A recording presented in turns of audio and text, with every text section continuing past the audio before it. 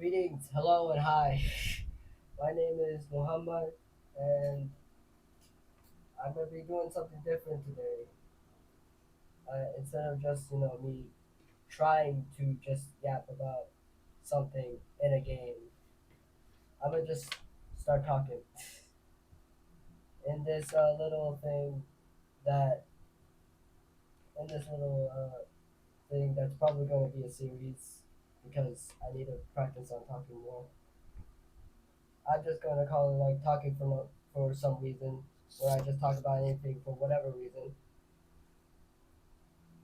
And what we're talking about today is ants for whatever reason. So yeah,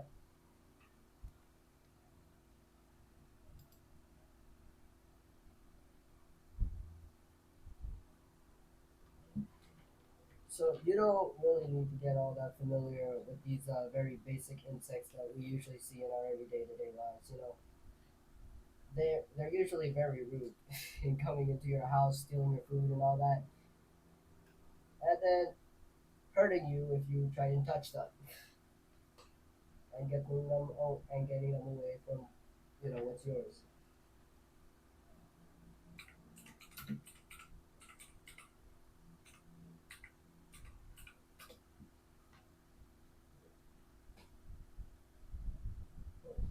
And it's no surprise that ants don't really live all that long, considering that they're real tiny. Workers usually live up to like 1 to 3 years, while a queen can live for a decade. They can?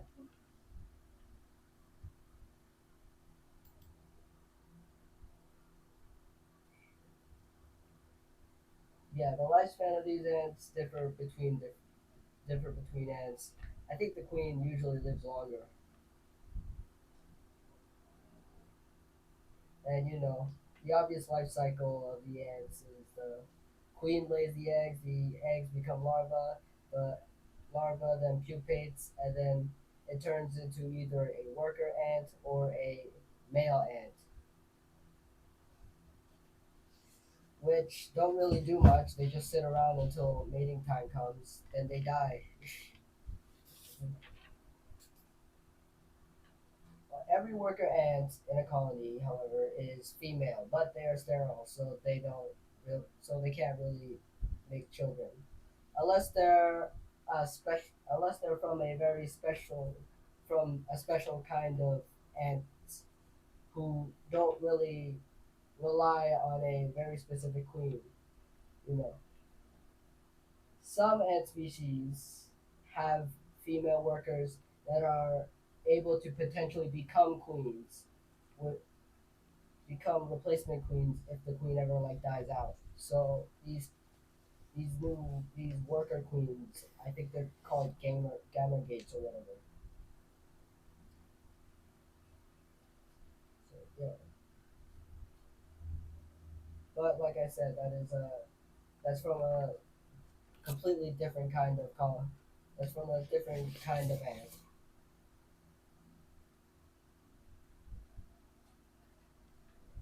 And like other species of their magnitude, ants usually do have different castes and roles for different stuff. Some ant species have like more roles, while most have like the same, worker, soldier, and all that. Especially some species have like varying sizes of worker ants. You know, some have like very tiny minimum worker ants that are even smaller than I think are even smaller than your regular house ants, and some have like these giant major ants that look like they could cut into your toe if they wanted to.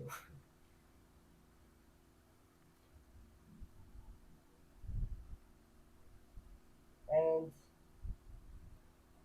interesting fact, did you know that some ants are actually blind? Well, actually, they mostly are blind. They can somewhat. I think it's been said that it can somewhat see, but they can't really. If that makes sense. I think it's something similar to someone needing glasses. But there are ants that are entirely blind, but that doesn't really stop them, considering that they communicate and they communicate using pheromones. What does that have to do with their blindness? However, that's how they that's how they identify stuff, how they look for food and all that. Well, the pheromone marks where they find the food, and the ants follow a line, a trail of the pheromone until they reach it. And you know, the more ants that cover that trail with their pheromones, the you know, the longer the trail stays there. Though if the trail becomes less popular, it has less ants on it. It and eventually it just goes away because ants don't because the ants wouldn't be spraying there's so much pheromones on an unpopular trail. Though some ants live differently to other ants. When we think of ants, we mostly just think of them like living on the ground. Uh, them living on the ground. However, we do also usually see ants living around in trees, you know. But those ants usually live inside the tree bark or the log, whatever. But there's a special kinds of ants known as weaver ants who straight up use the leaves to weld, not weld,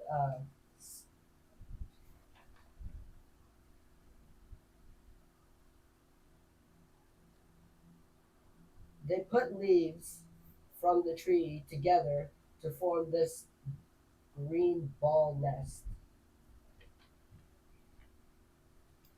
I can show you it right here.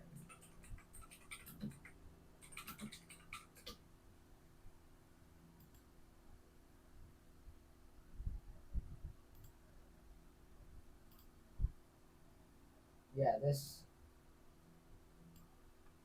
right here is what I'm referring to. This is how they stick it together. These weaver ants, they if they find a leaf that looks like it can be bended enough, that's flexible enough, they will all come together to hold the leaf down, and then they will proceed to do that.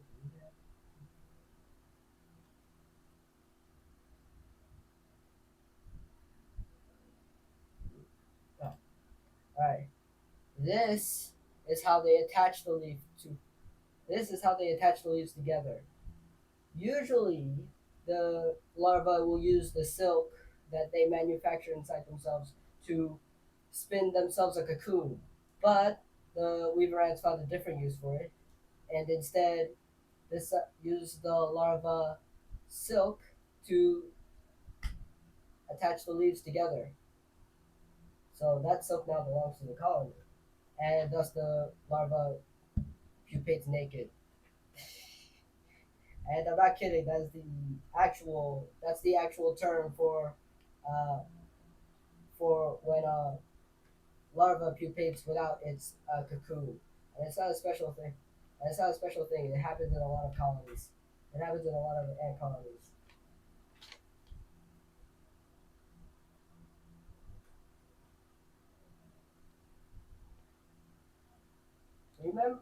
Remember the whole major major ants. You know, the big ants that look like you're biting into your toes.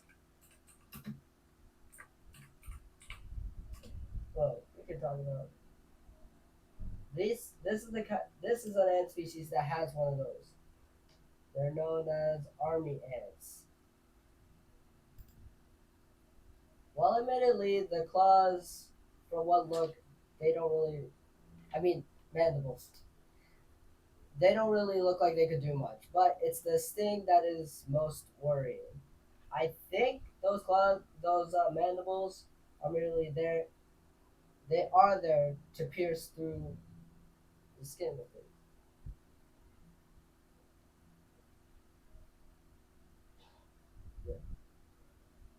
but their real weapons are their stingers. Now, while we're here on the topic of army ants, this is a whole line formation of them. And this is their nest. It's not made of any sort of fallen debris or whatever. It's made of their own bodies, their own living bodies. Oh, right. I'm supposed to be talking into this. I, I got introduced to this thing like a few minutes ago, and I completely forgot to use it. Gosh darn it.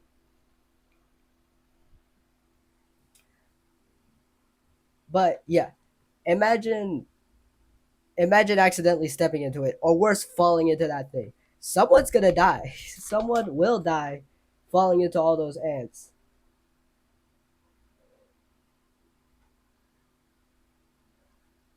And the reason they live in such a way is because that's just how they are. It's a nomadic lifestyle to them. They live nomadically, and when they want to hunt, they hunt in large columns that kills whatever's in their path. Large columns like this.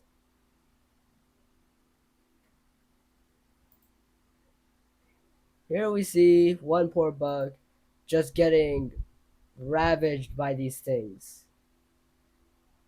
Nothing is. If you're in the way of these army ants, well, then you're dead. Unless you have something special up your sleeve, you're just dead.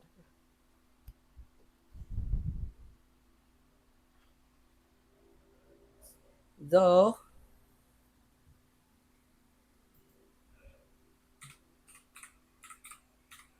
the army ants aren't the only ones with major ants.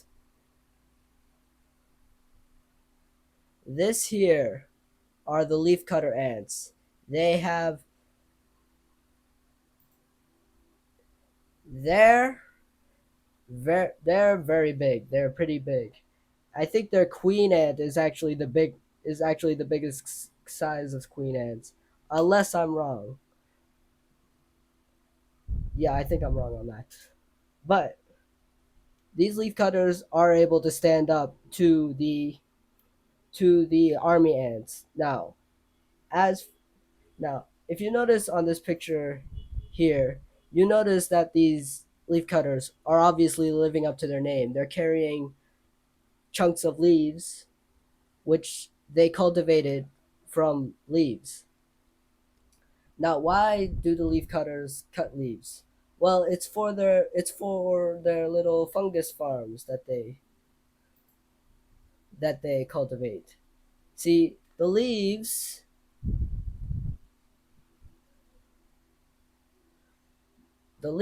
are used as like it's like how we use fertilizers for plants. It's what they feed the this fungus, and this fungus is what these ants eat. So yeah, and like most farmers, they obviously try to take good care of these fungus. So they do whatever to keep it clean. Though farming isn't just limited to leaf cutters.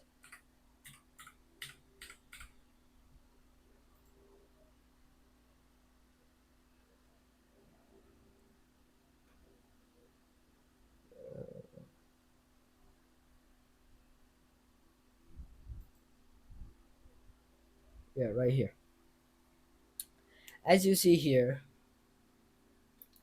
these ants are just looking at these little creatures strangely. These are aphids. I have a feeling that's people will get the idea of what this is. The ants are capable of making I think a symbiotic relationship, as it's called, with certain creatures. Aphids being what with certain creatures. Aphids being one of them. In exchange for the ants' protection, the aphids will, you know, they will secrete this honeydew. I think is what it's called. And obviously, the ants will look after the aphids, as if they're cattle. And The ants will actually carry around the aphids. Yeah, like right here, in case they need to move them to like a spot that's like easier to protect from rain and all that. And they will protect them from larger critters such as ladybugs who often eat aphids.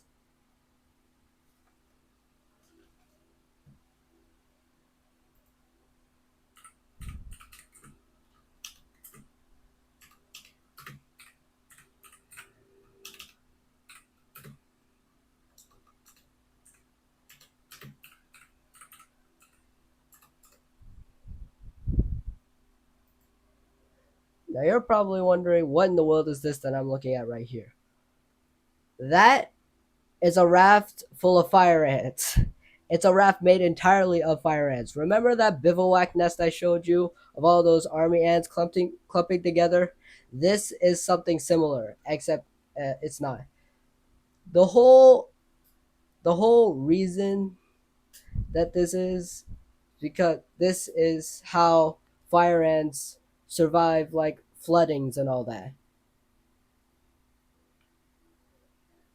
They are able to make bridges to trans to cross areas easier, or if a flooding occurs, they form themselves into a raft, securing the queen and all their brood on top of it, and continuously flow until either the flood subsides or like they find land that's like more drier than where they're standing on. Now, we're bigger than these things, so if you see this large clump of thing while you're wading your way through a flood, I would recommend avoiding it at all cost.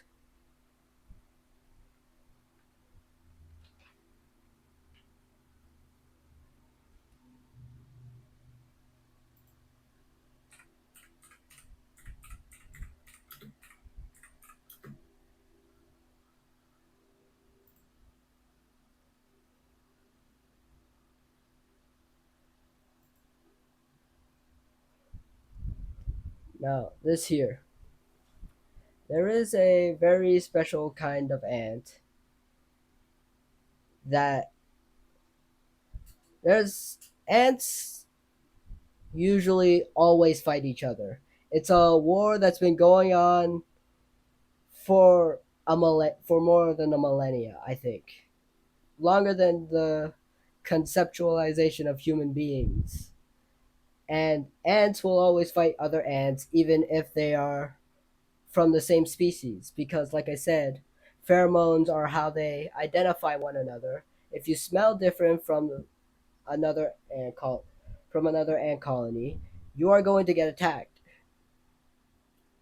But there's an ant species that this whole place, the areas marked in red, are its territory. And how do we know that? Because I think in 2011 or 2001 or whatever, scientists brought ants from North America and Japan and brought those two ants together. They didn't even fight. It's been discovered that like these ants like don't fight at all.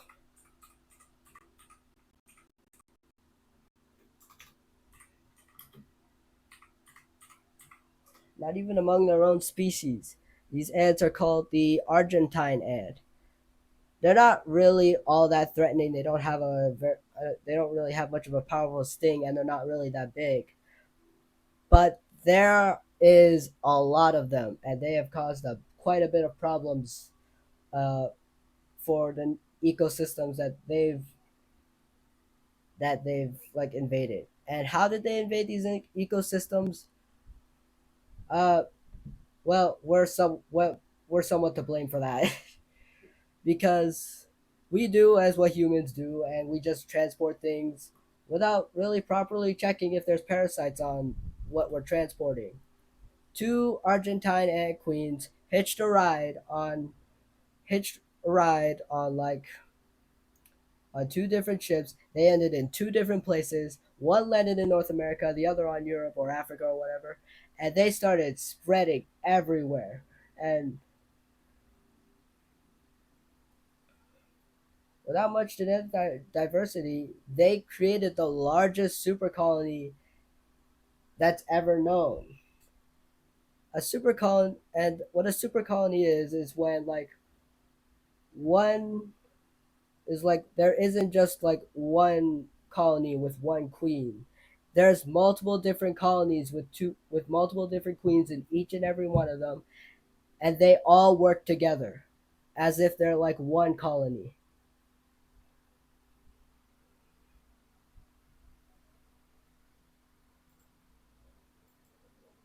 So yeah, these Argentine ants are quite a bit of a pest. But though they do sound like they're pretty easy to take care of. Now, why did I uh, care to mention that? I mentioned it because that's something that people actually do. It's called ant keeping. It's pretty self-explanatory.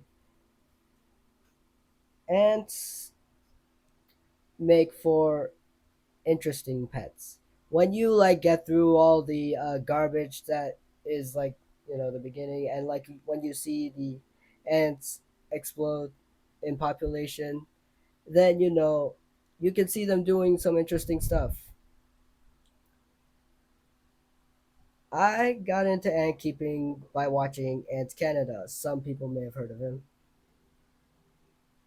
And the whole idea of keeping ants as pets and watching them just dig out their tunnels or doing their like activities while watching from like a glass pane or watching from like outside their chamber sounded really interesting to me, and thus I started doing ant keeping.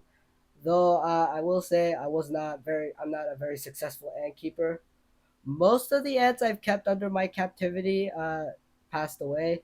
So there is one ant colony that I've managed to keep, but I have a feeling it may die out soon. So I'm sad. But if you want to start your own ant colony, well, there's some things you gotta do for that.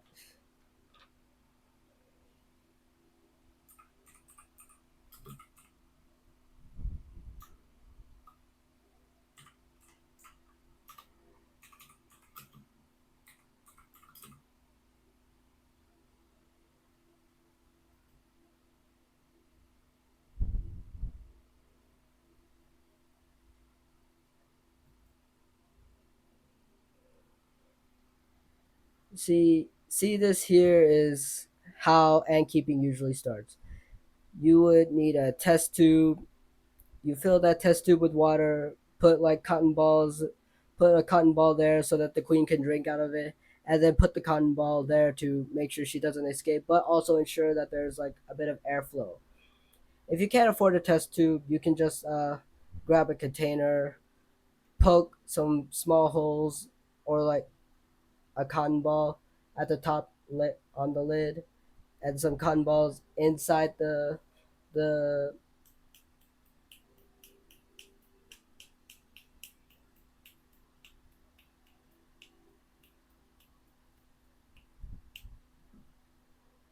container, and you can keep her that way. But you have to keep the cotton balls inside the container moisturized, because the queen still has to drink and all that. But once you've captured your queen,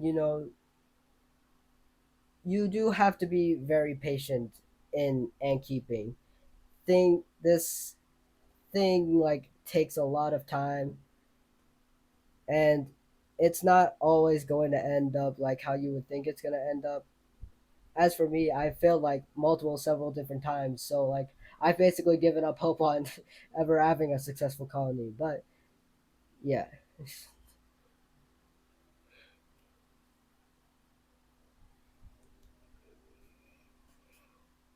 But if you're willing to do it, you just have to be patient. All right. when you're patient and you take care of the ant queen properly, she will lay her eggs. Those eggs will grow and nurture into larvae and pupate, and they will become her first generation of workers. Though you still have to do some work because now they are going to require your attention. Because during the early phase of like ant keeping, when it's just your queen, unless it's a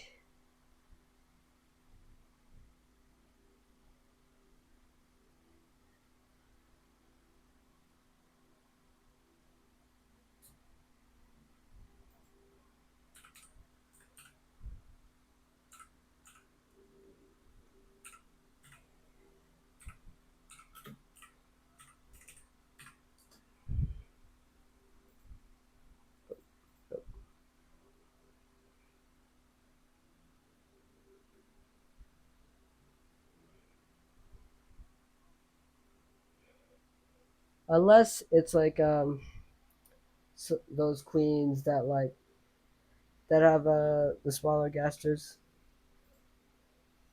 Yeah. Queens like this, with the that's has this big thing here. Those are I think are probably somewhat easier to take care of, as like they won't require you to feed them constantly. They'll stay in their nest. They'll like fast for like whole months.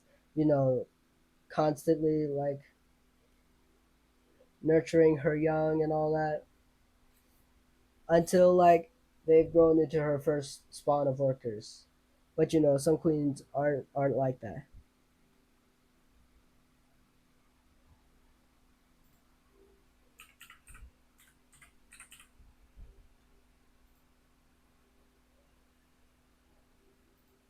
Such as this ant right here. Now this terrifying thing here is called a trap jaw. You can tell by its jaw.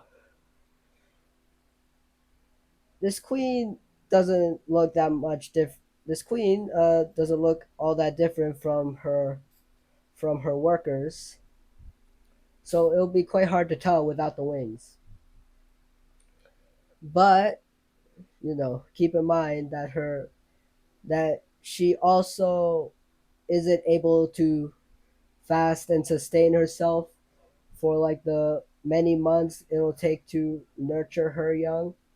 So she will require more maintenance from you taking care of her. And it's not just trap jaws. There's like a whole di- there this is a whole different category of queen ants. She's part of that different category where they go out and hunt for their food and take whatever they find and bring it back to nurture both herself and her young. But when you get through all that with your patients, then like you begin to take care of your ants. Though I must say that you do have to move out your ants from their original test tubes every once in a while because you know if you ever see mold or fungus like growing on the inside the test tube, it's advisable that you move the ants from one test tube to another. You'll have to look up videos on how to do that because I'm still trying to figure out how to do that myself. But yeah.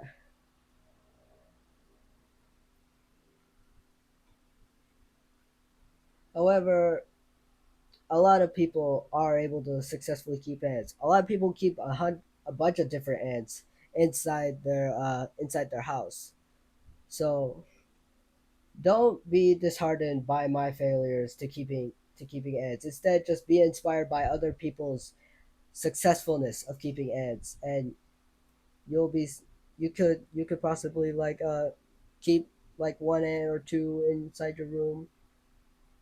And yeah, I think that's all I have to really say for this.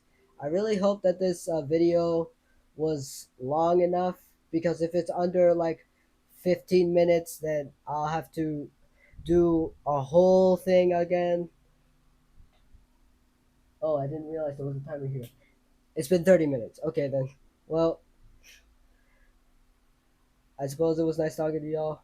Bye.